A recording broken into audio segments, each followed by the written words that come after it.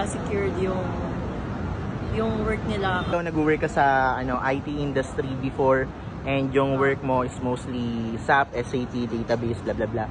And most ng mga Filipinos kapag 9 to 5 or kahit hindi nag-work 9 to 5, bakit tingin mo na kapag naghahanap sila ng opportunity or additional extra income, takot sila mag-venture sa new things?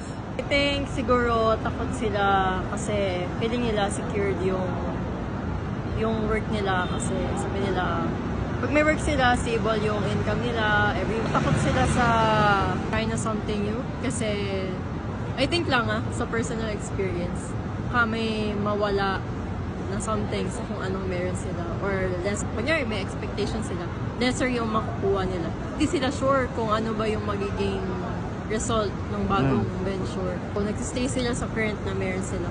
Tingin mong solution? Siguro, if I realize sa kanila na